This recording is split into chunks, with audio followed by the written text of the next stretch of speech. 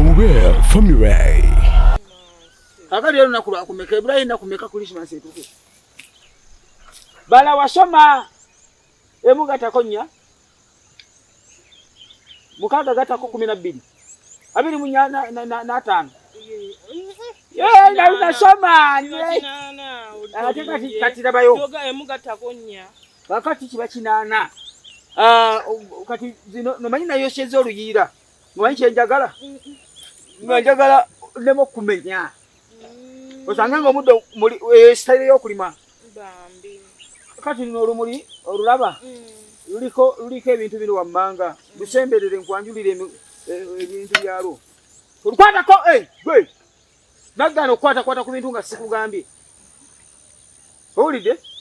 Kino chichi. Chichi? Yambi. Kitema ki? Muddo.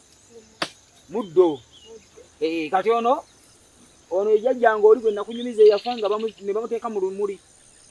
Era kati abulako kimu kumera biwawaatiro kuva wano. Kakati okuba nti bamusalira omusango kati mukoocha oluyira tata bino mwokyeramu atandika okubeera nga afuna kumaanyi. Kumaanyi. Kati soko mbulire ne wamma mwine bajjajja bameka.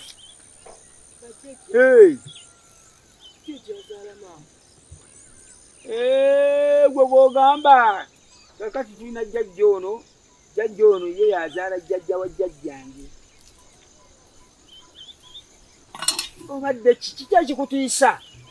Yoyogera nga binti. Nze okuyiga okulya ennyama y'abantu kyava ku banna. Sembera wano. Nze okuyiga okulya ennyama y'abantu ono yeyanjigiriza. Era kati dadi era senga saakuwasa osaana okumeketa.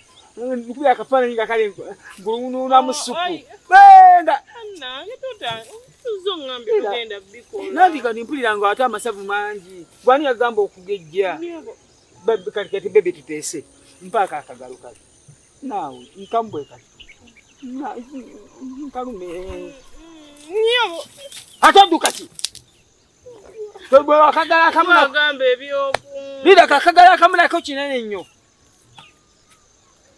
Kati gwo osobola okubeerawo nga toyina kagala. Bwe manga mukyala wange akagala nga musizinganze.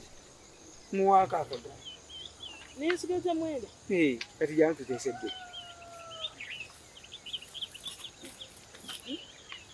Kati olaba kana akagala. Nnume? Mawube family.